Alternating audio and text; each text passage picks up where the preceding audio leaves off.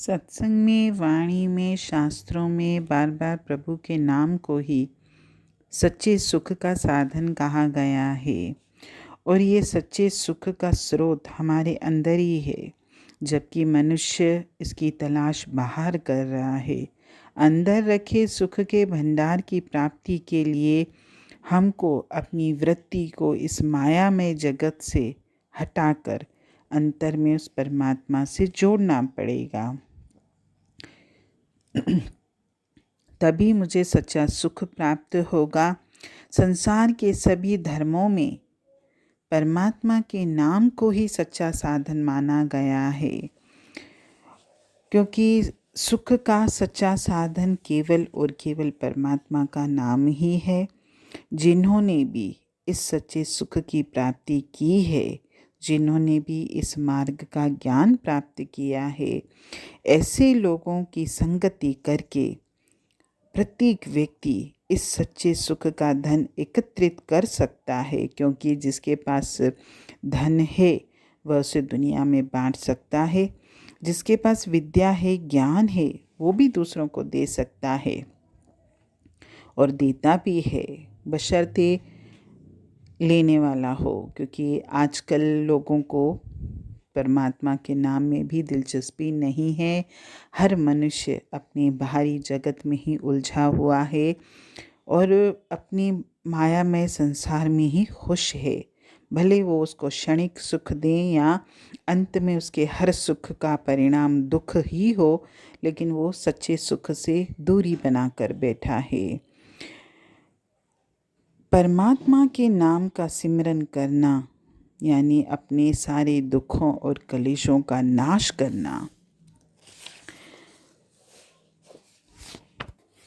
सत्संग वाणियाँ लौकिक या सांसारिक विषयों से नहीं, बल्कि पारलौकिक या आध्यात्मिक विषयों से संबंधित होती हैं। इसमें मनुष्य के आर्थिक, सामाजिक, व्यवहारिक समस्याओं का उल्लेख नहीं होता, बल्कि उनके आत्मिक संकटों का उल्लेख होता है। शास्त्रों में, वाणियों में, सत्संगों में मनुष्य को मन इंद्रियों के रूप में नहीं, बल्कि आत्मा के रूप में देखा जाता है। ये मनुष्य की इस मायामय संसार की यात्रा को परलोक की तरफ मोड़ने का साधन है। और ये परमात्मा के उस परम शक्ति के बारे में चर्चा करती हैं। इसमें प्रभु को ही अमर, अविनाशी, परम सत्य के रूप में बताया जाता है। और ये बार बार बताया जाता है कि एकमात्र सत्य केवल वो परमात्मा है। वो आदि से अंत से परे है, अमर है, अविनाशी है। वो केवल शक्ति नहीं, वो तो ज्ञान रूप, प्रेम रूप, दया रूप, क्षमा रूप, इच्छा रूप तथा आनंद रूप है। परमात्मा ही इस संसार का कर्ता है, रक्षक है और पालन करने वाला है। संसार की ये जो अनंत बातें हैं, ये केवल और केवल भ्रम है। और जो कुछ भी है सब इस परमात्मा का ही किया हुआ है, और जो कुछ भी है उसमें परमात्मा ही समाया हुआ है।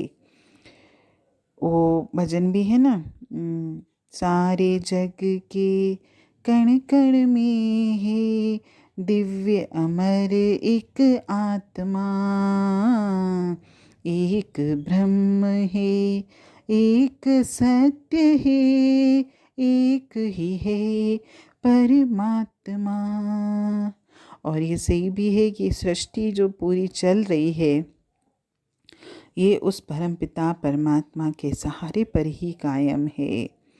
ये जो संसार में हमको अनेक धर्म, जातियाँ, रूप, आकार, न जाने क्या क्या दिखाई देता है, ये सब और सब केवल हमारा भ्रम है।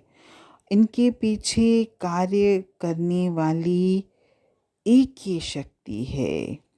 ये हमको जो अनंत रंग रूप दिखाई दे रहे हैं, इनके पीछे कार्य करने वाली शक्ति अनंत नहीं, वो शक्ति केवल एक ही है।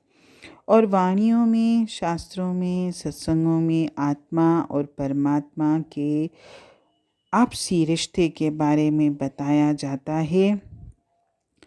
आत्मा में वो परमात्मा रूपी परम ज्योति का ही प्रकाश कार्य कर रहा है। तभी तो कहते हैं कि हम सत्यचित आनंद स्वरूप परमात्मा के अंश हैं, हम खुद परमात्मा हैं।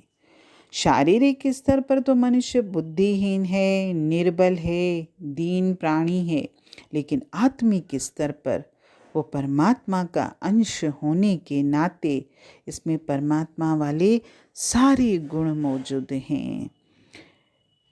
वाणियाँ मनुष्य को ये संदेश देती हैं कि मनुष्य अपने शरीर रूपी पर्दे के पीछे छिपे उस आत्मिक सत्य को प्रकट करे, परमात्मा की तरह शक्ति रूप, ज्ञान रूप, प्रेम रूप, आनंद रूप बने, क्योंकि परमात्मा समुद्र है, आत्मा उसकी एक बूंद है और बूंद समुद्र में समाकर समुद्र ही बन जाती है।